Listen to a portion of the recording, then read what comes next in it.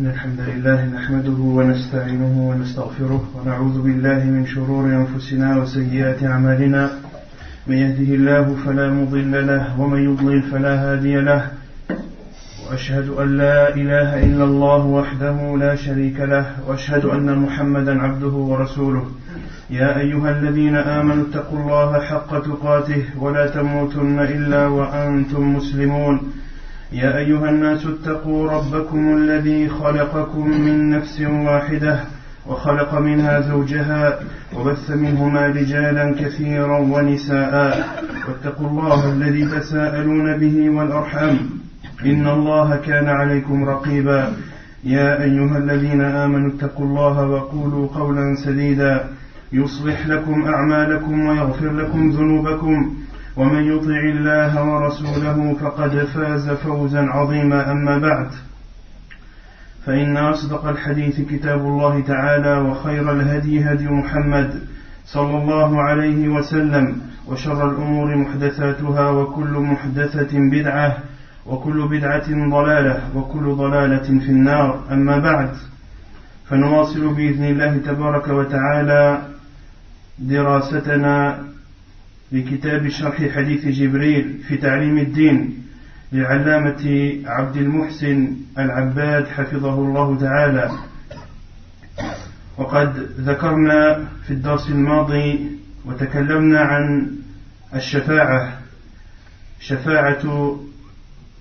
شفاعة النبيون والملائكة والمؤمنون في إخراج أهل الكبائر من النار، كما أننا تكلمنا عن الجنة والنار وبينا أنهما موجودتان وأنهما لا تفنيان، وذكرنا الأدلة الدالة على ذلك، كما أننا تكلمنا عن الإيمان برؤية المؤمنين ربهم في الدار الآخرة. Donc nous continuons, Inch'Allah Ta'ala, notre explication du hadith de Jibril alayhi salam, explication faite par Cheikh Abdul Muhsin Al-Abbad, qu'Allah le préserve. Nous avions parlé la semaine dernière de l'intercession que feront les prophètes, que feront les anges et les croyants, l'intercession auprès d'Allah subhanahu wa ta'ala, afin qu'ils sortent de l'enfer ceux qui ont commis les grands péchés. Et les hadiths relatant cette intercession sont mutawatir, comme nous l'avons vu la semaine dernière. De même que nous avions parlé de la croyance au paradis et à l'enfer, et que le paradis et l'enfer sont à l'heure actuelle existants. Nous avions apporté les preuves qui démontrent que c'est la vérité.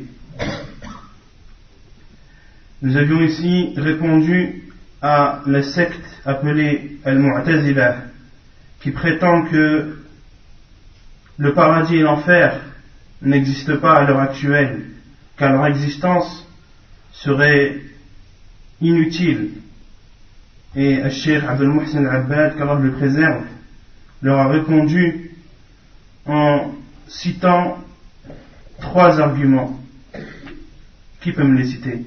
Les 3 arguments que Cheikh Abdul Muhsin Al-Abbad a cités ou a dit pour répondre à cette secte Al-Mu'tazila qui prétend que le paradis et l'enfer n'existent pas, ou plutôt que leur existence serait inutile s'ils existaient, comme ils disent. Qui peut me citer les 3 arguments cités par Cheikh? Bachir, تفضل. Pour pousser l'être humain à faire du bien, pour s'écarter du mal. Aïwa, ahsant. Parmi les réponses que Cheikh a données, c'est que l'existence du paradis et de l'enfer est un bien, car le fait de connaître le paradis et la description que nous en a fait le prophète sallallahu alayhi wa sallam, cela pousse le croyant à accroître les actes d'adoration. De même que de savoir que l'enfer existe et de connaître ce que le prophète sallallahu alayhi wa sallam nous a donné comme description des châtiments de l'enfer, cela pousse le croyant à s'éloigner des péchés qui encourent la colère d'Allah subhanahu wa ta'ala. Donc ça c'est un des 3 arguments que Cheikh a cité. Qui peut me citer les 2 autres?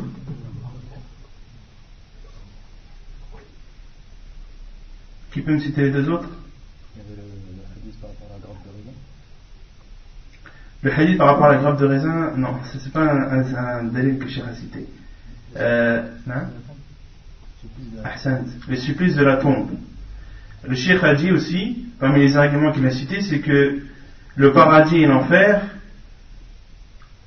eh bien, les bienfaits du paradis seront ressentis avant le jour du jugement. Et le Cheikh a cité également le hadith de la tombe qui décrit les supplices et les délices de la tombe, et que celui qui aura répondu aux questions des anges, Allah subhanahu wa ta'ala fera de sa tombe un jardin parmi les jardins du paradis, et l'odeur du paradis lui parviendra et il sera heureux de recevoir cette odeur. Donc c'est une preuve que le paradis et l'enfer servent à quelque chose, entre autres, et que les bienfaits du paradis seront ressentis dans le monde du barzakh, le monde intermédiaire qui est le monde de la tombe. De même pour l'enfer, celui qui n'aura pas répondu aux 3 questions que les anges leur poseront, le prophète sallallahu alayhi wa sallam a dit que leur tombe sera un trou parmi les trous de l'enfer, et la chaleur de l'enfer parviendra à cette personne qui n'aura pas su répondre aux questions des anges. Donc 2 arguments que le Cheikh a cités, et le 3e argument que le Cheikh a cité également, ce sont tous les versets et tous les hadiths du prophète sallallahu alayhi wa sallam qui nous citent le paradis et l'enfer. Ces versets et ces hadiths nous citent le paradis et l'enfer. C'est donc une preuve que le paradis et l'enfer existent. Et cet argument à lui-même ou à lui seul suffit amplement. De même que Cheikh a cité que le paradis et l'enfer sont éternels. Ils ne s'épuiseront jamais. Et la preuve qu'il a citée sont les hadiths et les versets qu'Allah subhanahu wa ta'ala a cités dans le Coran lorsqu'il dit que ceux qui seront au paradis y resteront éternellement, de même que ceux qui n'auront pas cru en Allah subhanahu wa ta'ala, qui ne se sont pas soumis à l'islam, qui ne se sont pas convertis à l'islam, resteront ou connaîtront l'enfer éternellement. Et nous avions aussi parlé de la vision qu'auront les croyants, la vision qu'ils auront d'Allah subhanahu wa ta'ala, du visage d'Allah subhanahu wa ta'ala. Et on avait cité que c'était le plus grand des bienfaits qui sera donné aux croyants au paradis. Et nous avions répondu, le cheikh avait répondu à ceux qui ne croient pas en cette vision, et a répondu à leur argument. Par exemple, comment le cheikh a répondu à ceux qui utilisent le verset où Allah subhanahu wa ta'ala a dit à Moussa, tu ne me verras pas. Comment le cheikh leur a répondu? Qui peut me répondre? Lorsque le verset où Moussa alayhi salam demande à Allah de se montrer à lui, et Allah subhanahu wa ta'ala lui a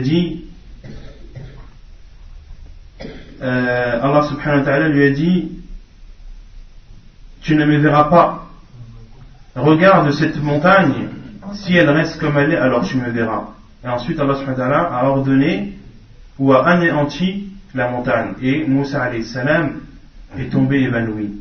Donc lorsqu'Allah subhanahu wa ta'ala lui a dit tu ne me verras pas, certains utilisent ce verset pour dire que les croyants ne verront pas Allah subhanahu wa ta'ala, ne le verront jamais.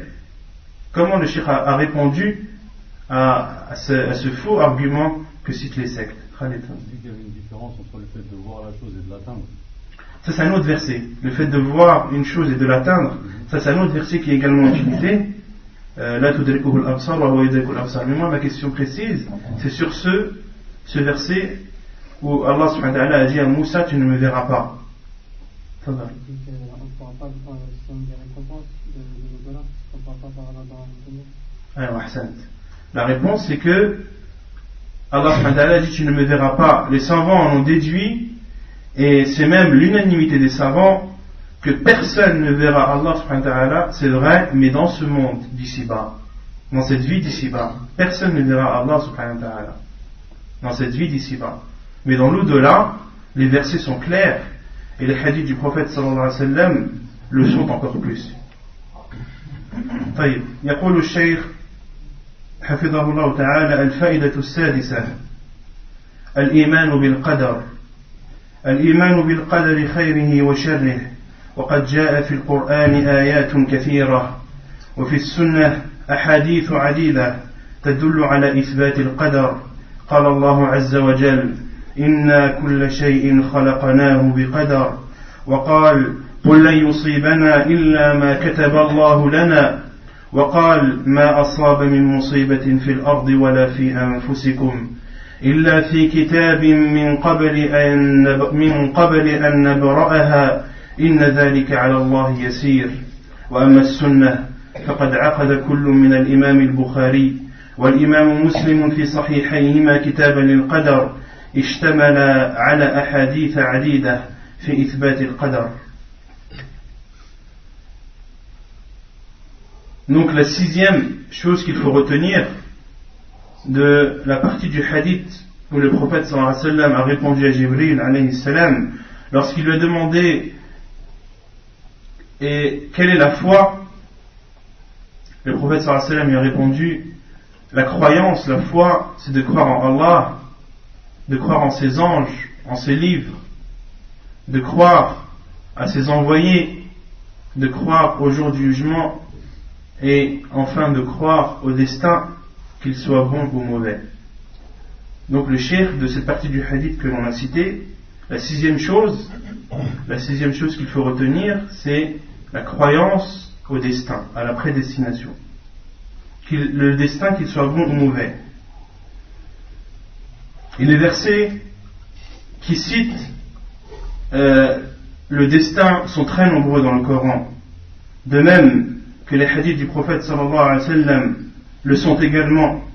Allah azza wa jal dit selon le sens: nous avons créé toutes choses avec un destin. Et il dit aussi subhanahu wa ta'ala, dit Allah subhanahu wa ta'ala parle à son envoyé Muhammad sallallahu alayhi wa sallam, dit ô Muhammad, rien ne nous atteindra en dehors de ce que Allah nous a prescrit. Et il dit aussi subhanahu wa ta'ala selon le sens: nul malheur n'atteint la terre ni vos personnes qui ne soit enregistré dans un livre avant que nous nous l'ayons créé, et cela est certes facile à Allah. Et quant à la sunna, l'imam al-Bukhari et l'imam Muslim dans leurs deux sahih ont tous les deux fait un livre appelé le livre du destin. Al-Bukhari et Muslim qui ont rapporté les hadiths du prophète sallallahu alayhi wa sallam, un grand nombre des hadiths du prophète sallallahu alayhi wa sallam, dans leurs livres ont fait leur livre en chapitres, en plusieurs chapitres et des sous-chapitres. Et ils n'ont cité que les hadiths du prophète sallallahu alayhi wa sallam qui leur est parvenu. Al-Bukhari et Muslim ont cité les hadiths qui leur est parvenu du prophète sallallahu alayhi wa sallam, les ont rassemblés et les ont triés en séparant les hadiths du prophète sallallahu alayhi wa sallam par chapitre et par sous-chapitre. Et les savants ont déduit la science de l'imam al-Bukhari et de l'imam Muslim, qu'Allah leur fasse miséricorde, seulement par leur simple fait d'avoir trié les hadiths du prophète sallallahu alayhi wa sallam et d'avoir nommé ces chapitres. Le simple fait d'avoir nommé ces chapitres et les sous-chapitres, c'est une preuve de la grande science qu'avaient ces deux hommes, qu'Allah leur fasse miséricorde. Et les hadiths rapportés par Al-Bukhari ou Muslim sont authentiques. Les savants disent même que les hadiths rapportés par Al-Bukhari et Muslim à la fois, les hadiths dont les deux sont d'accord sur l'authenticité, font partie des hadiths les plus authentiques. Al-Bukhari, parmi les conditions qu'il avait pour accepter un hadith, il fallait que chaque rapporteur ait rencontré l'autre. Il lui fallait une preuve que chaque rapporteur ait rencontré celui qui a rapporté le hadith. Et parmi les conditions aussi d'Al-Bukhari, rahimahullah, afin de mettre un hadith dans son sahih, il ne mettait pas un hadith dans son sahih sans avoir fait la prière de la consultation, sans avoir consulté Allah subhanahu wa ta'ala, à savoir s'il met ce hadith dans son sahih ou non. Quant à Muslim, rahimahullah, il avait des conditions également, mais qui étaient moins strictes que celles d'Al-Bukhari, rahimahullah. Muslim, parmi ces conditions, il lui suffisait que les rapporteurs soient contemporains. Il lui suffisait d'avoir la preuve que les rapporteurs qui ont rapporté le hadith du prophète sallallahu alayhi wa sallam aient vécu à la même époque. Et Al-Bukhari était le maître et l'enseignant de Muslim. Qu'Allah leur fasse miséricorde. Et les savants, à notre époque et depuis toujours, donnent une immense importance à ces deux livres, Al-Bukhari et Muslim, Sahih Al-Bukhari wa Muslim. Cheikh Muqbil, rahimahullah, qu'Allah lui fasse miséricorde, ce grand savant qui nous a quittés, le grand savant du Yémen, disait que lorsqu'il lit Al-Bukhari et Muslim, il oublie tous les soucis qu'il a sur cette terre. Pour lui, il trouve un délice à lire et à étudier ces deux livres, un délice tellement immense qu'il oublie tous les soucis de cette terre. Et Allah est témoin que Cheikh Muqbil rahimahullah en avait des soucis. Et les savants, à notre époque et depuis toujours, protègent Al-Bukhari, Sahih Al-Bukhari et Sahih Muslim. Ils protègent ces deux livres et répondent à tous ceux qui osent mettre en doute l'authenticité des hadiths qui y sont contenus.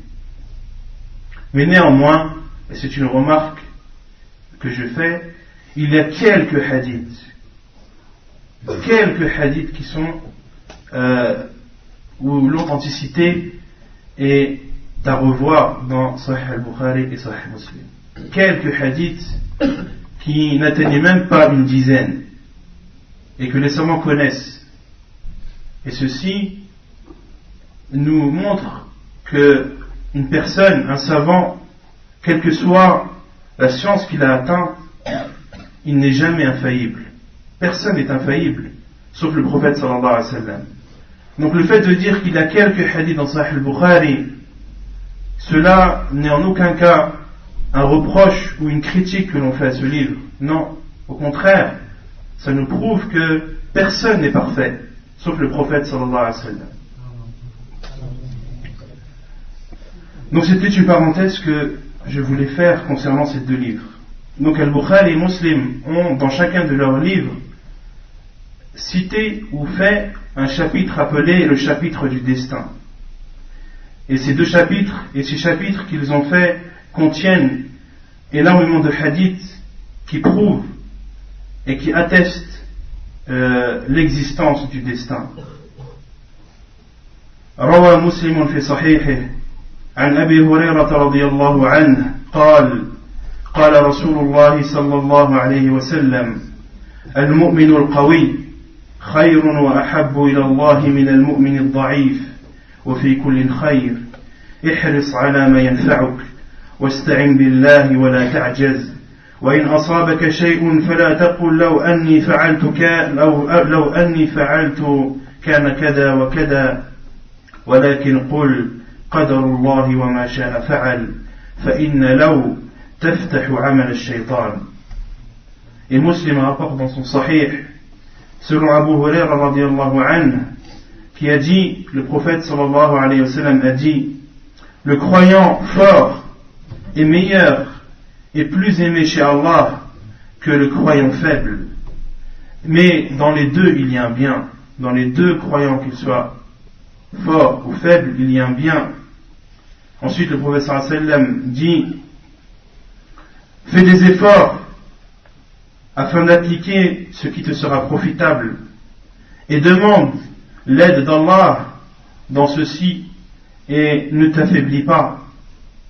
Et si quelque chose t'atteint, ne dis pas si j'avais fait ceci, eh bien il se serait passé cela. Mais dis plutôt c'est le destin d'Allah et ce qu'il a voulu et il fait ce qu'il veut.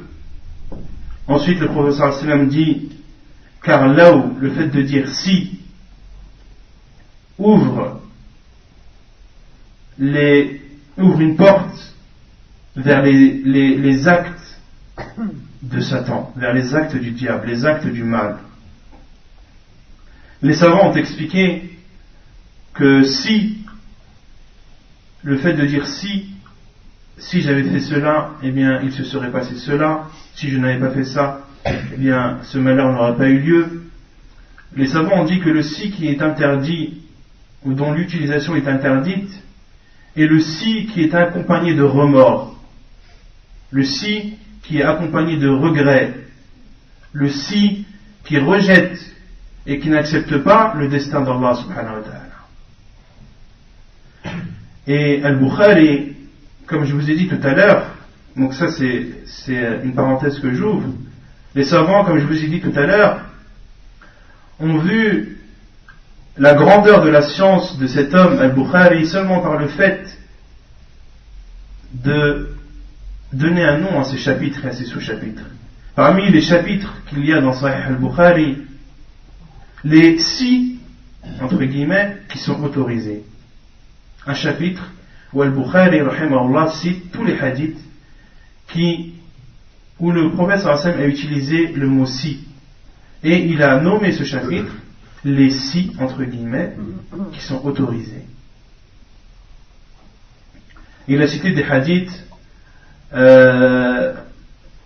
comme par exemple le hadith du prophète sallallahu alayhi wa sallam lorsqu'il a dit, si j'avais la possibilité de retourner dans le passé, je n'aurais pas pris avec moi al-hadi pendant le hajj, la bête à égorger.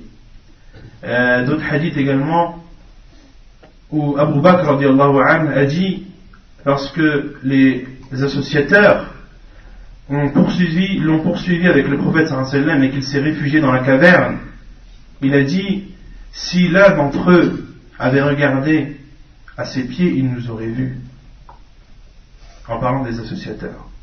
Et une autre parenthèse également que j'ouvre sur cette histoire, l'histoire de la caverne, l'histoire de l'araignée est fausse.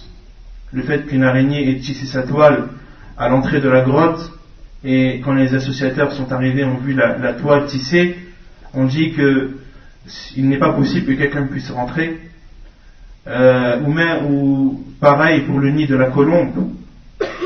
Ces deux détails, le Cheikh Al-Albani rahimahullah ne les authentifie pas. Et ce qui est authentique, c'est qu'Allah subhanahu wa ta'ala a aveuglé les associateurs. Il a caché de leur vue le prophète sallallahu alayhi wa sallam et Abu Bakr radiyallahu anhu. وروى مسلم بإسناد إلى طاووس قال أدركت ناسا من أصحاب رسول الله صلى الله عليه وسلم يقولون كل شيء بقدر. قال وسمعت عبد الله بن عمر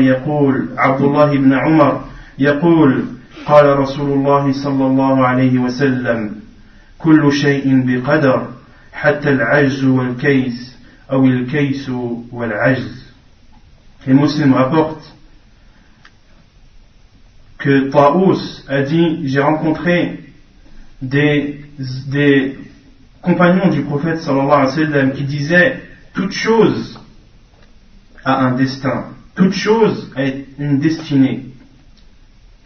Et il dit, Taous dit, j'ai entendu Abdullah ibn Umar dire que le prophète sallallahu alayhi wa sallam a dit, toute chose a une destinée, toute chose existe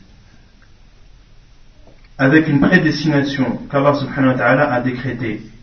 Même l'incapacité et l'intelligence et la sagesse. Même la sagesse et l'incapacité qui sont, comme le dit Cheikh Abdul Muhsin Abbad, qui sont deux contraires. C'est pour prouver, le prophète sallallahu alayhi wa sallam a utilisé à la fois le terme de sagesse et d'intelligence et le terme d'incapacité pour montrer les deux opposés et pour appuyer sur le fait que toute chose, qu'elle soit bien ou mal, existe avec le destin d'Allah subhanahu wa ta'ala, avec un destin qu'Allah subhanahu wa ta'ala a décrété. والعجز والكيس ضدان فالنشاط النشيط وكسل الكسول وعجزه كل ذلك بقدر. قال النووي في شرح الحديث ومعناه أن العاجز قد قدر عجزه والكيس قد قدر كيسه. Et l'imam al-Nawawi, qui a expliqué le Sahih de Muslim, dit dans son livre, et l'explication, c'est que l'incapable, son incapacité a été prédestinée, et l'intelligent et le sage, son intelligence et sa sagesse a également été prédestinée. وقال صلى الله عليه وسلم ما منكم من أحد إلا وقد كتب مقعده من الجنة ومقعده من النار فقالوا يا رسول الله أفلا نتكل فقال اعملوا فكل ميسر ثم قرأ فأما من أعطى واتقى وصدق بالحسنى إلى قوله للعسرى رواه البخاري ومسلم من حديث علي رضي الله تعالى عنه. Et le prophète sallallahu alayhi wa sallam a dit dans un hadith rapporté par Al-Bukhari et Muslim, où le prophète sallallahu alayhi wa sallam dit: chacun d'entre vous, sa place au paradis a été écrite, de même que sa place en enfer a été écrite. Ils ont dit, les compagnons: ô envoyé d'Allah, ne devons-nous pas nous fier au destin et arrêter tout acte? Le prophète sallallahu alayhi wa sallam leur a répondu: appliquez, faites ce qui vous est demandé et chacun sera facilité sur la chose pour laquelle il a été créé. Ensuite, le prophète sallallahu alayhi wa sallam a cité le verset où Allah subhanahu wa ta'ala a dit: celui qui donne et craint Allah et déclare véridique la plus belle récompense, nous lui faciliterons la voie au plus grand bonheur. Et quant à celui qui est avare, se disperse de l'adoration d'Allah et traite de mensonge la plus belle récompense, nous lui faciliterons la voie à la plus grande difficulté. Donc dans ce hadith-là, ou dans ce verset, il y a la preuve que celui qui veut le bien et celui qui cherche le bien et à faire le bien, Allah subhanahu wa ta'ala lui facilitera. Et de même que celui qui veut le mal et qui veut faire le mal, Allah subhanahu wa ta'ala lui facilitera également cette voie vers le mal. Pour cela que le prophète sallallahu alayhi wa sallam a dit: appliquez, faites ce qui vous est demandé. Et chacun, Allah subhanahu wa ta'ala lui facilitera. والحديث يدل على أن أعمال العباد الصالحة مقدرة وتؤدي إلى حصول السعادة وهي مقدرة وأعمالهم السيئة مقدرة وتؤدي إلى الشقاوة وهي مقدرة والله سبحانه وتعالى قدر الأسباب والمسببات وكل شيء لا يخرج عن قضاء الله وقدره وخلقه وإيجاده. Ensuite, Cheikh Abdel Mohsen Al-Abbad explique, et ce hadith prouve que les actes pieux que font les croyants ont été prédestinés. Et ces actes pieux ont pour conséquence la félicité, le bonheur qui lui également est prédestiné. De même que les mauvais actes sont prédestinés et les mauvaises conséquences qui s'en découlent, qui est le malheur et la mauvaise vie sur cette terre, et bien cela aussi est prédestiné. Et Allah subhanahu wa ta'ala a décrété ou à destiner à la fois les causes et les conséquences. Et nulle chose, aucune chose ne sort du décret d'Allah subhanahu wa ta'ala, de sa prédestination, de sa création. Rien qui existe sur cette terre ne peut sortir ou ne peut s'échapper du destin qu'Allah subhanahu wa ta'ala a décrété. وعن عبد الله بن عباس رضي الله عنهما قال: كنت خلف رسول الله صلى الله عليه وسلم فقال: يا غلام إني أعلمك كلمات احفظ الله يحفظك احفظ الله تجده تجاهك إذا سألت فاسأل الله وإذا استعنت فاستعن بالله واعلم أن الأمة لو اجتمعت على أن ينفعوك بشيء لم ينفعوك إلا بشيء قد كتبه الله لك ولو اجتمعوا على أن يضروك بشيء لم يضروك إلا بشيء قد كتبه الله عليك رفعت الأقلام وجفت الصحف رواه الترمذي وقال هذا حديث حسن صحيح. Et selon Abdullah ibn Abbas, qu'Allah l'agréé, il a dit: j'étais derrière le prophète sallallahu alayhi wa sallam un jour, puis il m'a dit: ô enfant, ô jeune homme, je vais t'enseigner quelques paroles. Préserve Allah et il te préservera. Et ici, une parenthèse que j'ouvre. Préserver Allah, qu'est-ce que cela signifie? Préserver Allah. Préserver Allah, c'est-à-dire préserver les ordres d'Allah, préserver les prescriptions d'Allah, appliquer les prescriptions d'Allah. Cette phrase est similaire au hadith du prophète sallallahu alayhi wa sallam qui dit: la religion c'est le conseil. Ad-din al-nasiha. Les compagnons du prophète sallallahu alayhi wa sallam ont répondu: envers qui le conseil, ô envoyé d'Allah? Liman ya Rasulallah? Qala lillahi wa rasulihi ila akhir al-hadith. Alors le prophète sallallahu alayhi wa sallam lui a dit le conseil. Lorsque les compagnons lui ont demandé envers qui ou pour qui le conseil, le prophète sallallahu alayhi wa sallam leur a répondu: le conseil envers Allah. Comment est-ce qu'un croyant peut conseiller Allah? C'est inconcevable. Les savants ont expliqué ce hadith en disant que conseiller Allah, c'est-à-dire appliquer ses ordres et délaisser ses interdits. De même, dans ce hadith, lorsque le prophète sallallahu alayhi wa sallam dit à Abdullah ibn Abbas: préserve Allah, c'est-à-dire applique ses ordres et délaisse ses interdits. Préserve Allah et tu le trouveras devant toi. Lorsque tu demandes, ne demande qu'à Allah. Et lorsque tu implores une aide, ne l'implore que à Allah. Et sache que si la communauté se rassemblait afin de t'apporter un bien, ils ne t'apporteront qu'un bien qu'Allah subhanahu wa ta'ala t'aura destiné. Et s'ils se rassemblaient pour t'apporter un mal, eh bien sache qu'ils ne t'apporteront qu'un mal qu'Allah subhanahu wa ta'ala t'aura destiné. Les plumes ont été relevées et les pages ont séché. C'est-à-dire ce qui a été écrit dans le grand livre, le livre préservé. Et on en parlera Inch'Allah ensuite. Tout ce qui a été écrit, les plumes ont été relevées, ont été enlevées et l'encre présente sur les feuilles a séché. Cela veut dire que c'est un livre qui est infalsifiable, un livre qui ne peut pas être modifié. Et le Cheikh Abdel Mohsin va en parler ensuite. والإيمان بالقدر له 4 مراتب لا بد من اعتقادها.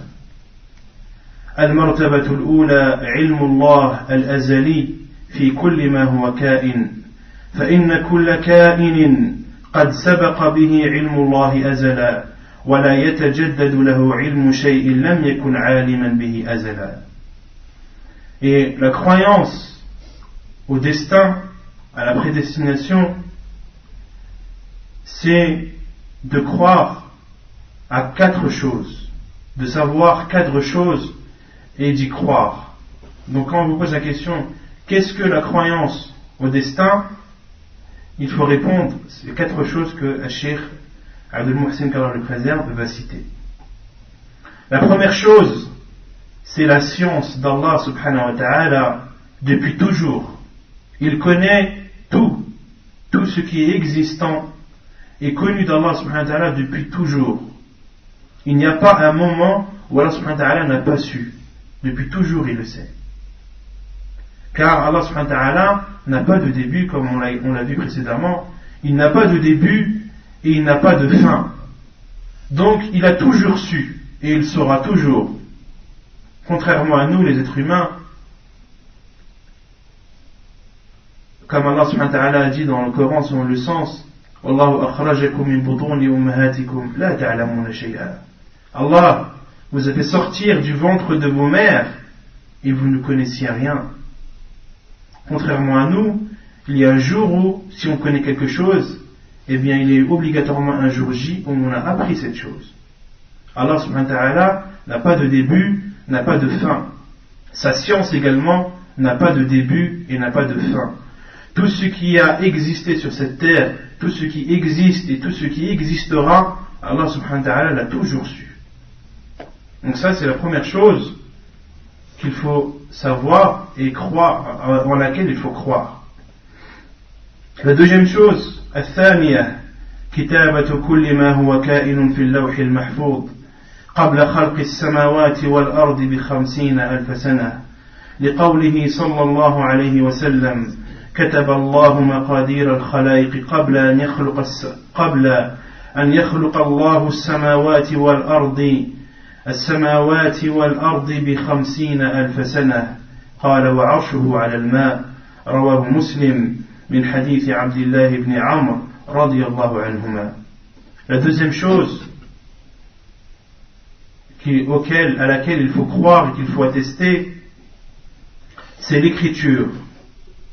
De croire que tout ce qui est existant, tout ce qui a existé, tout ce qui existe et tout ce qui existera a été écrit dans Al-Lawh al-Mahfoud, dans des, si on traduit littéralement, ça donnerait des planches préservées.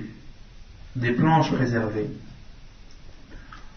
Donc tout ce qui a existé, tout ce qui existe et tout ce qui existera a été écrit dans un livre préservé, et ceci avant la création des cieux et de la terre, avant qu'Allah subhanahu wa ta'ala ait créé les cieux et la terre de 50,000 ans.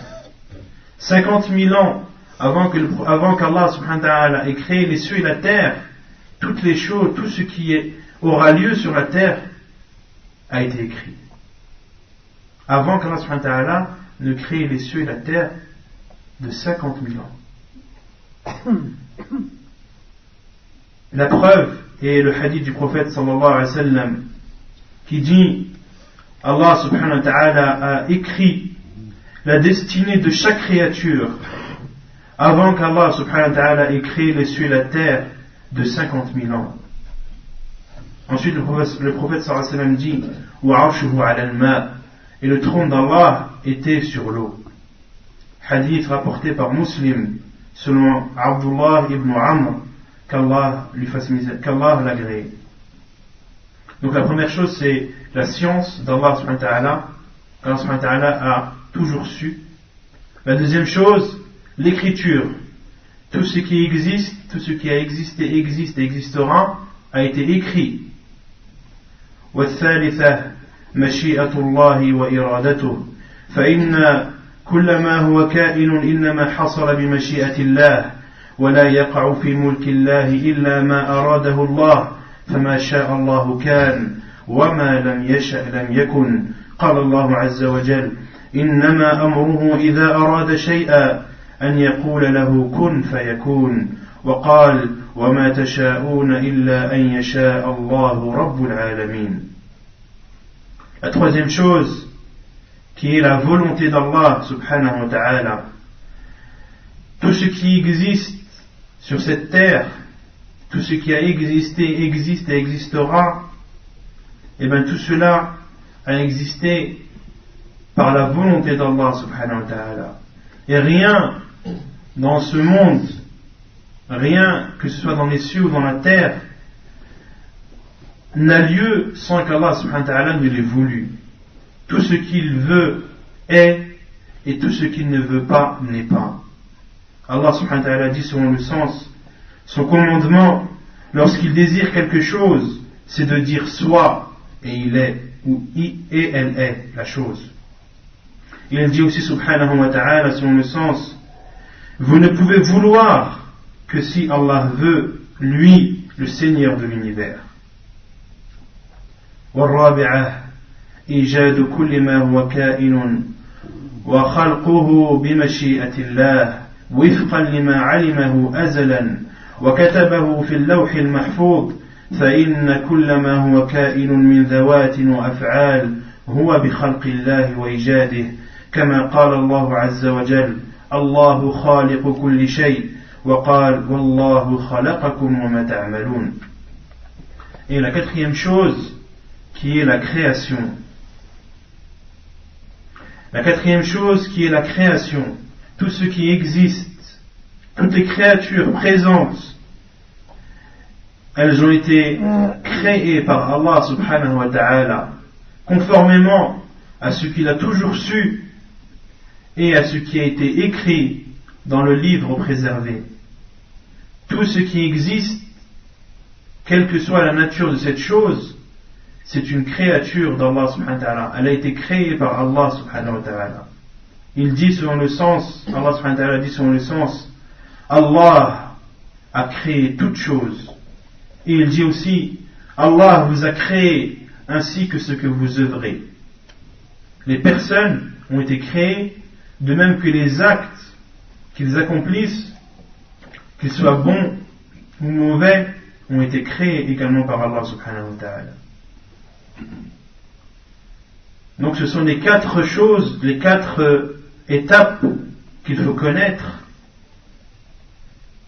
pour faire partie de ceux qui ont cru au destin.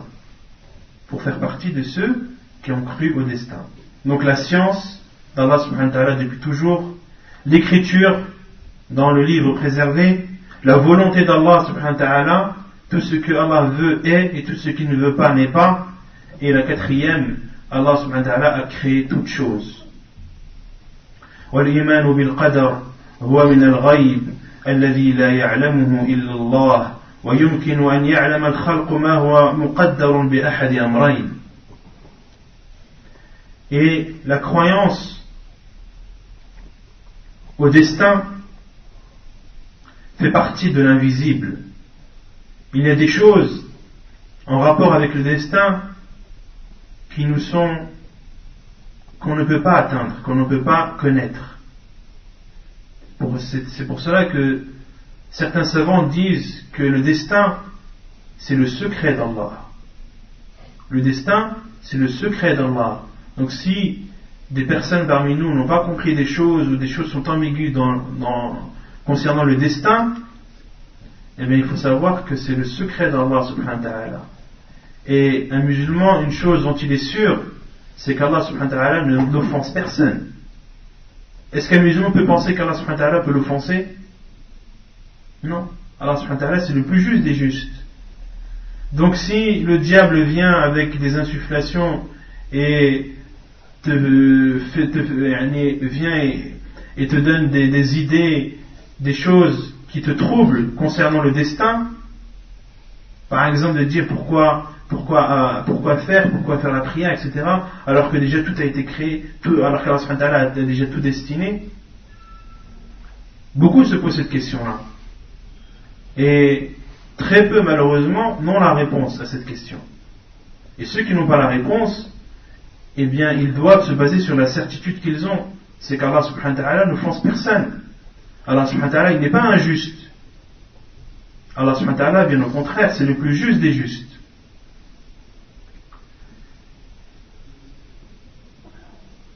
والإيمان بالقدر هو من الغيب الذي لا يعلمه إلا الله ويمكن أن يعلم الخلق ما هو مقدر بأحد أمرين. Donc le destin, cela fait partie des choses qui rentrent dans le cadre de l'invisible. Ce qui se passe plus tard, ce qu'Allah subhanahu wa ta'ala a décrété dans le futur, personne ne peut le savoir, sauf Allah subhanahu wa ta'ala. قُلْ لَا يَعْلَمُ الْغَيْبَ إِلَّا اللَّهُ. Dit, personne ne connaît l'invisible, sauf Allah. Et Cheikh Al-Muhsin Abad dit, et il est possible aux créatures, il est possible aux êtres humains de connaître ce qui a été prédestiné, et ceci par deux choses. Il y a deux choses qui permettent à l'être humain de connaître une chose destinée par Allah subhanahu wa ta'ala. Et il y en a deux et pas trois. الأمر الأول الوقوع فإذا وقع شيء علم بأنه مقدر لأنه لو لم يقدر لم يقع فإنه ما شاء الله كان وما لم يشاء لم يكن. La première chose qui nous permet de savoir ou de connaître qu'une chose a été destinée, c'est le fait qu'elle ait lieu, que cette chose ait eu lieu. Car tout ce qui a eu lieu, tout ce qui a lieu a été prédestiné. Et si cette chose n'avait pas été prédestinée, elle n'aurait pas eu lieu. Car tout ce qu'Allah veut est, et tout ce qu'il ne veut pas n'est pas. Donc s'il t'arrive quelque chose, eh bien sache avec certitude que cette chose t'a été prédestinée. Car si elle n'avait pas été prédestinée, eh bien elle n'aurait pas eu lieu. Donc ça c'est la première chose par laquelle ou à travers laquelle l'être humain peut connaître une chose qui lui a été prédestinée. والثاني حصول الإخبار من رسول الله صلى الله عليه وسلم عن أمور تقع في المستقبل مثل إخباره صلى الله عليه وسلم عن الدجال ويأجوج ومأجوج ونزول عيسى بن مريم وغيرها من الأمور التي تقع في آخر الزمان. فهذه الأخبار تدل على أن هذه الأمور لا بد أن تقع وأنه سبق بها قضاء الله وقدره. ومثل إخباره صلى الله عليه وسلم عن أمور تقع قرب زمانه عليه السلام، ومن ذلك ما جاء في حديث أبي بكر رضي الله عنه قال سمعت النبي صلى الله عليه وسلم على المنبر والحسن إلى جنبه ينظر إلى الناس مرة وإليه مرة ويقول ابني هذا سيد ولعل الله أن يصلح به بين فئتين من المسلمين. وقد وقع ما أخبر به الرسول الكريم صلى الله عليه وسلم في عام 41 من الهجرة حيث اجتمعت كلمة المسلمين وسمي عام الجماعة. والصحابة رضي الله عنهم وارضاهم فهموا من هذا الحديث أن الحسن رضي الله عنه لن يموت صغيرا وأنه سيعيش حتى يحصل ما أخبر به الرسول صلى الله عليه وسلم من الصلح وهو شيء مقدر علم الصحابة به قبل وقوعه. Et la deuxième chose par laquelle l'on connaît qu'un acte ou quelque chose qui a lieu a été prédestiné, ce sont les choses dans lesquelles le prophète sallallahu alayhi wa sallam nous a informés. Les choses futures dans lesquelles le prophète sallallahu alayhi wa sallam nous a informés, comme par exemple les informations que le prophète sallallahu alayhi wa sallam nous a fournies concernant Ad-Dajjal, l'antéchrist, l'imposteur, qui vers la fin des temps éprouvera les gens présents sur terre, de même que Ya'juj et Ma'juj, que beaucoup de vous connaissent sous le nom de Gog et Magog, de même que la descente de Isa alayhi salam dans la fin des temps. Isa alayhi salam descendra. Une parenthèse pour ceux qui ne le sauraient pas, Allahu a'lam, mieux vaut le dire que pas. Isa alayhi salam, Jésus n'a pas été tué. Isa alayhi salam est vivant. Allah subhanahu wa ta'ala l'a élevé auprès de lui. Et Allah subhanahu wa ta'ala le fera redescendre vers la fin des temps afin de tuer l'antéchrist, de tuer l'imposteur. Isa alayhi salam descendra sur terre et appliquera et suivra la religion de Muhammad sallallahu alayhi wa sallam, suivra l'islam. Il cassera les croix, tuera les porcs. Ceci sont des choses dont le prophète sallallahu alayhi wa sallam nous a informés. Le prophète sallallahu alayhi wa sallam, qui quand il parle, sa parole est une révélation. Allah subhanahu wa ta'ala lui révèle. Et le prophète sallallahu alayhi wa sallam, quand il parle, il est véridique. Tout ce que le prophète sallallahu alayhi wa sallam nous dit est vrai. Donc chaque musulman se doit de croire que Isa alayhi salam n'a pas été crucifié. Isa alayhi salam, comme Allah subhanahu wa ta'ala a dit, celui qui a été crucifié était une personne qui ressemblait à Isa. وَمَا قَتَلُوهُ وَمَا صَلَبُوهُ وَلَكِنْ شُبِّهَ لَهُمْ. Ils ne l'ont pas tué, comme Allah subhanahu wa ta'ala dit dans le Coran, ils ne l'ont pas tué ni crucifié, mais c'était une personne qui leur a apporté une confusion. La personne qui a été crucifiée ressemblait à Isa alayhi salam et apportait confusion ceux qui l'ont tué et ont cru qu'ils avaient tué Jésus alayhi salam. Mais Allah subhanahu wa ta'ala dit وَمَا قَتَلُوهُ وَمَا صَلَبُوهُ. Allah a dit ils ne l'ont pas tué, ils ne l'ont pas crucifié. Et Allah a dit dans un autre verset بَلْ رَفَعَهُ اللَّهُ إِلَيْهِ. Allah subhanahu wa ta'ala l'a élevé auprès de lui. C'est une croyance que chaque musulman doit avoir avec certitude, sans avoir aucun doute. Donc ce sont des choses dont le prophète sallallahu alayhi wa sallam nous a informés. La venue de l'antéchrist, la descente de Isa alayhi salam, tout ce dont le prophète sallallahu alayhi wa sallam nous a informés prouve que ces choses vont effectivement avoir eu lieu, vont avoir lieu. Et si ces choses dont on croit avec certitude qu'elles vont avoir lieu, eh bien automatiquement ce sont des choses qui ont été destinées, prédestinées. Car si elles n'avaient pas été prédestinées, elles n'auraient pas eu lieu. De même, les choses dont le prophète sallallahu alayhi wa sallam nous a informés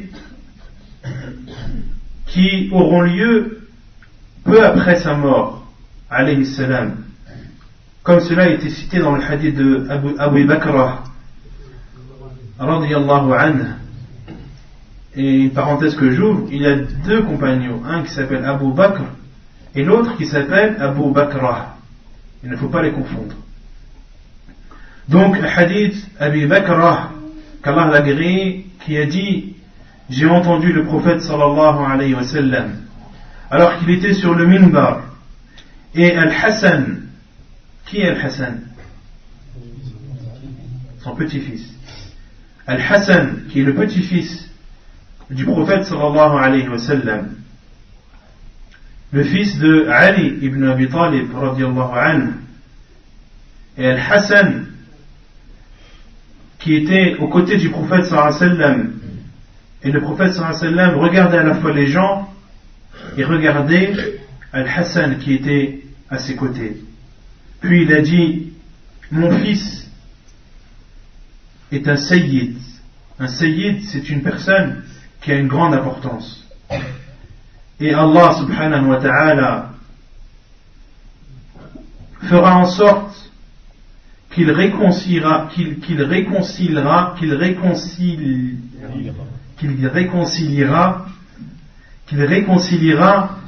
deux groupes de musulmans. Allah subhanahu wa ta'ala, par l'intermédiaire de Al-Hassan, il va réconcilier deux groupes de musulmans qui se seront divergés, ou qui se seront divisés. Et Cheikh Abdel Muhsin continue en disant: Hafidahullah, et effectivement, ce dont a informé le prophète sallallahu alayhi wa sallam a bel et bien eu lieu en l'an 41 de l'Hégire, lorsque la parole des musulmans a été rassemblée. Cette année, l'année 41 de l'Hégire, a même été appelée l'année du rassemblement. Et les compagnons radiyallahu anhum avaient compris de ce hadith que le Hassan radiyallahu anhu, qui était un enfant au moment où le prophète sallallahu alayhi wa sallam avait dit ces paroles, ils avaient compris, ils avaient déduit de cette parole du prophète sallallahu alayhi wa sallam que le Hassan ne mourra pas jeune, il ne mourra pas petit, et qu'il vivra au minimum jusqu'à ce que ce dont le prophète sallallahu alayhi wa sallam a informé aura lieu. Et ceci, la réconciliation de Hassan radiyallahu anhu entre ces deux groupes de musulmans est une chose prédestinée, qui était connue des compagnons radiyallahu anhum avant que cette chose ait eu lieu. C'est clair? Donc les deux choses qui nous permettent de savoir qu'un acte ou qu'un fait a été destiné, la première c'est que cette chose a eu lieu, et la deuxième c'est ce dont le prophète sallallahu alayhi wa sallam nous a informés. والله سبحانه وتعالى خالق كل شيء ومقدره. قال الله عز وجل: الله خالق كل شيء. وقال: وخلق كل شيء فقدره تقديرا. فكل ما هو كائن من خير وشر هو بقضاء الله وقدره ومشيئته وإرادته. وأما ما جاء في حديث علي رضي الله عنه في دعاء النبي صلى الله عليه وسلم الطويل وفيه: والخير كله في يديك والشر ليس إليك، رواه مسلم، فلا يدل على أن الشر لا يقع بقضائه وخلقه، وإنما معناه أن الله لا يخلق شرا محضا لا يكون لحكمة ولا يترتب عليه فائدة بوجه من الوجوه. وأيضا Et Allah subhanahu wa ta'ala a créé toutes choses et a prédestiné toutes choses. Comme il le dit dans le Coran selon le sens, Allah a créé toutes choses. Il dit aussi dans un autre verset selon le sens, et Allah a créé toutes choses, il lui a donné une prédestination. Donc tout ce qui existe de bien ou de mal existe par le décret et par la prédestination d'Allah subhanahu wa ta'ala et par sa volonté.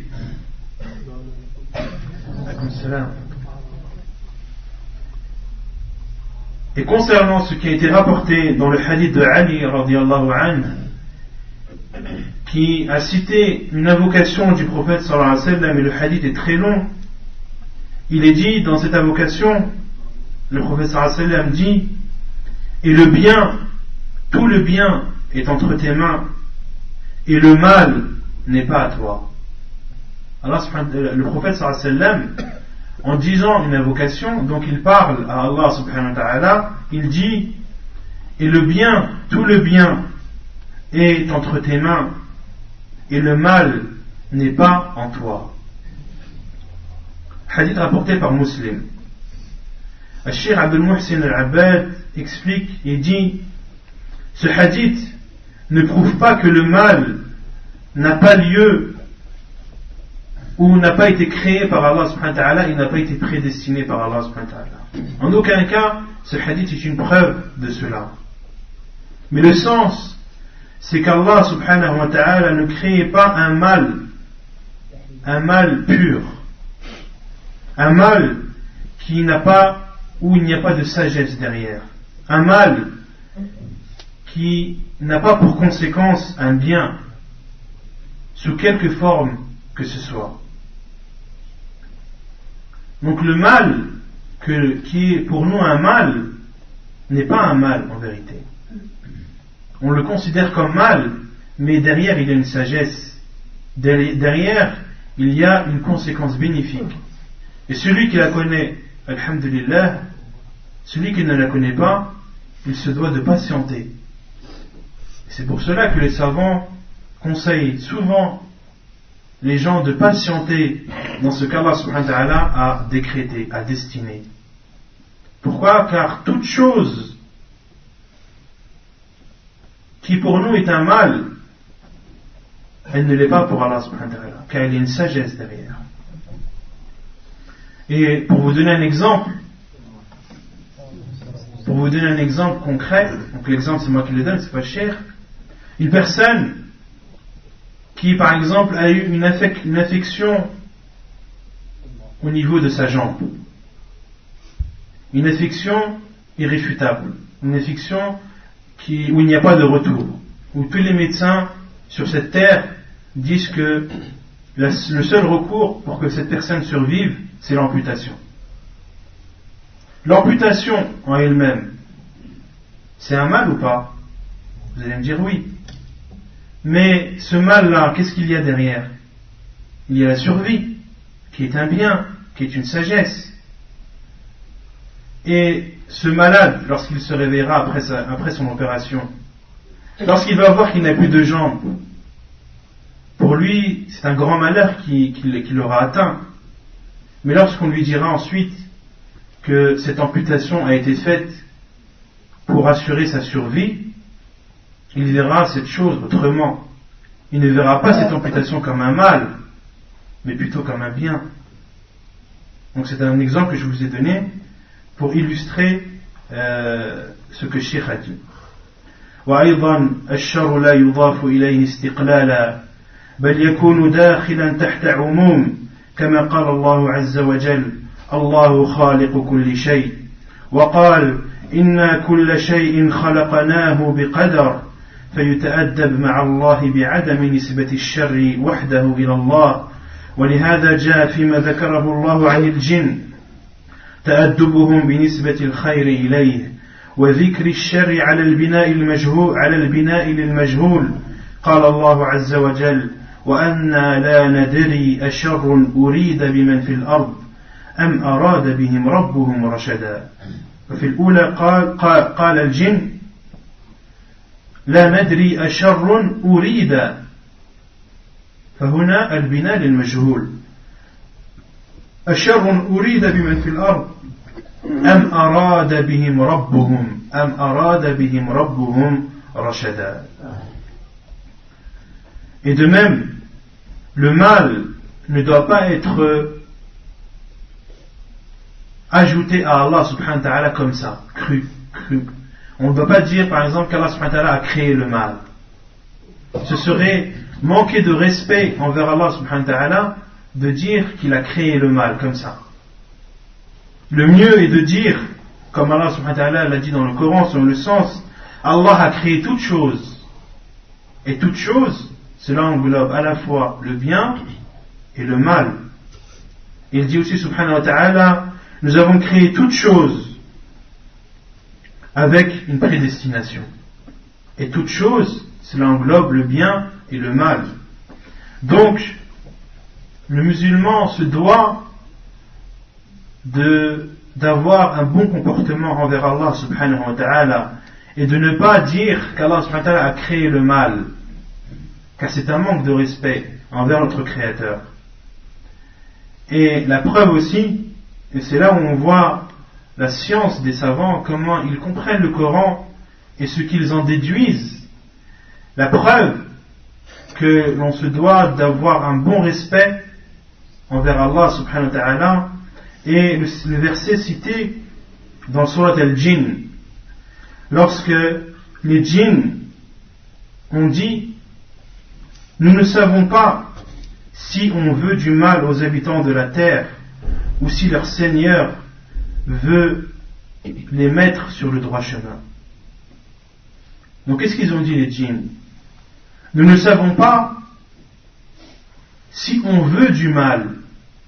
Mais le mal, c'est qui l'a créé? C'est Allah subhanahu wa ta'ala. Allah a créé toutes choses. Mais ils ont dit si on veut du mal.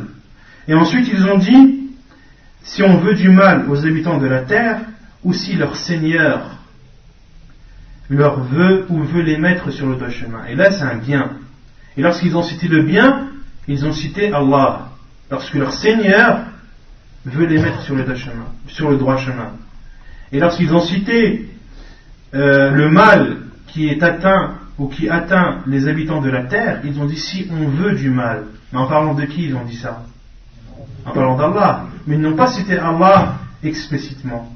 Et ceci par respect vis-à-vis d'Allah subhanahu wa ta'ala.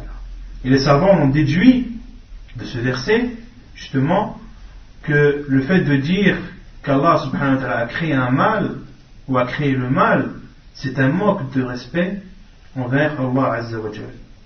ونكتفي بهذا القدر وصلى الله وسلم وبارك على نبينا محمد وعلى آله وصحبه أجمعين وآخر دعوانا أن الحمد لله رب العالمين.